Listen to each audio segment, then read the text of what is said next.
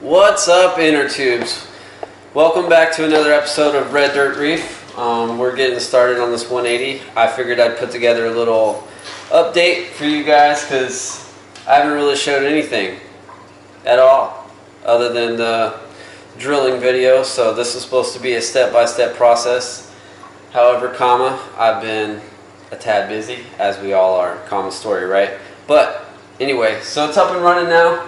I still don't have everything quite where I want as far as corals go, and I still got some other equipment, which is why the lights up here still aren't exactly the way I want it. I'm planning on doing some sort of hanging canopy up there later, and whenever I get that all done, then my wire management and the upper canopy. I think I want to do something where it hangs from the ceiling, maybe some sort of conduit coming out of the wall. I'm not sure, maybe match that light back there, but in due time. But for right now, let's get to the update of the system and how it's running. So there was a couple guys asking about the water level of the tank, and let's see if I can get you in there and squeeze a shot. So the water level runs right up about an inch from the top, which is right where I want it to be, right where everything I measured was,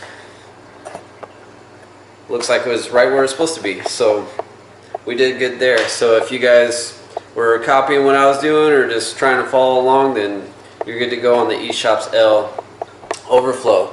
Again, the Eshopps said it was only supposed to run 1,200 gallons per hour, but I have a big old Eheim pump down there pumping 2,200 gallons per hour with about a 4-foot head loss, so maybe 2,000 gallons per hour, and it's handling it just fine. And in my little cabinet here, you can see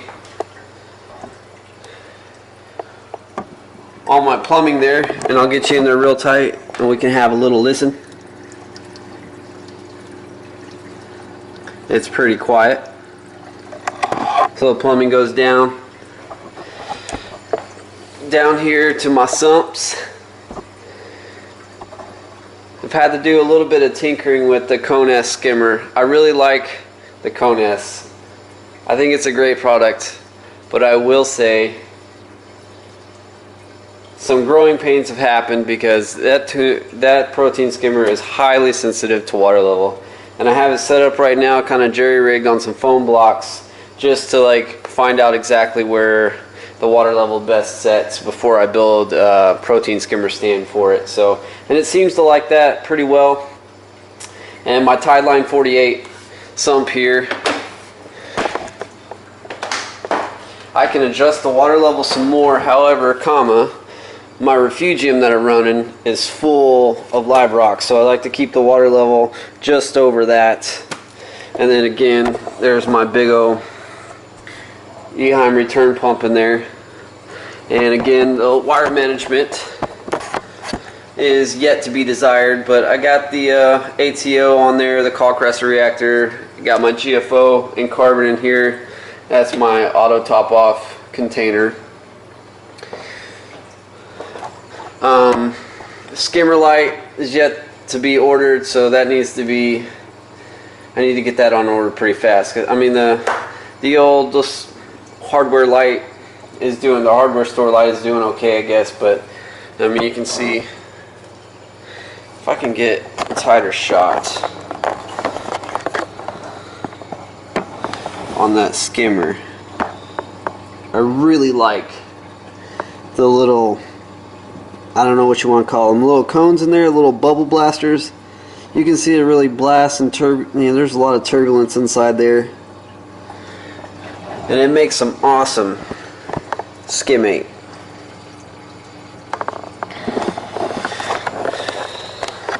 But it's just really particular when it comes to the water level. So if you're looking to get one of those, or maybe you're in the market for something else different, I don't know. The bubble plate design on that thing is really cool, and I like it a lot. But it's just a pain in the ass to get situated. But once you do, it's good to go. So back to the tank. What we're all here for.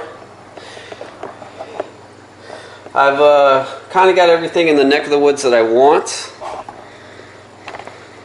but it just everything needs to be fixed with epoxy or whatnot. So I still have a few of my bigger pieces, like that giant monopora back there in the back, that still needs to be fixed. So we'll be doing that shortly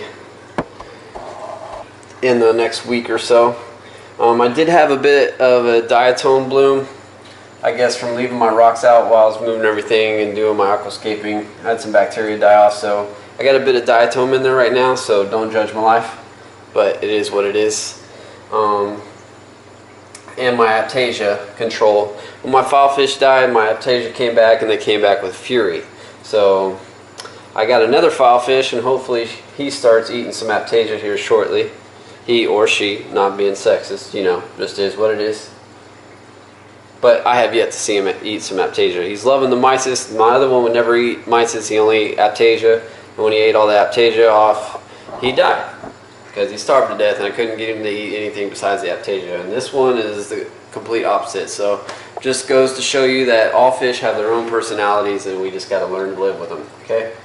But my acro colonies have bounced back really good since the move, and they are doing awesome.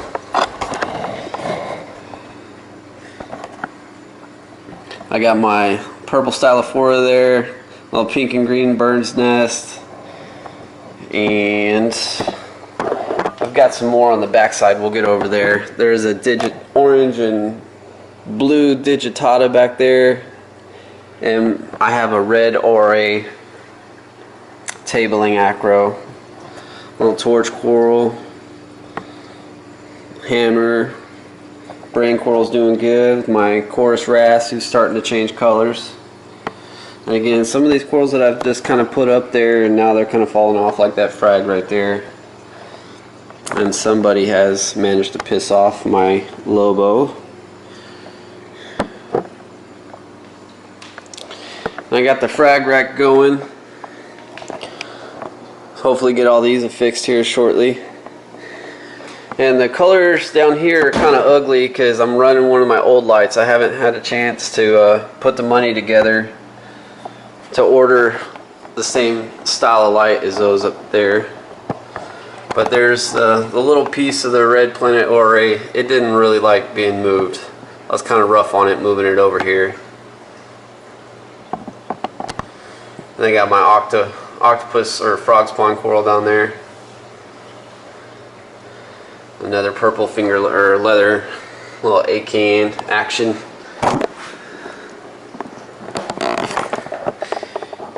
Anywho, so yeah, that's it. I mean, it's quiet.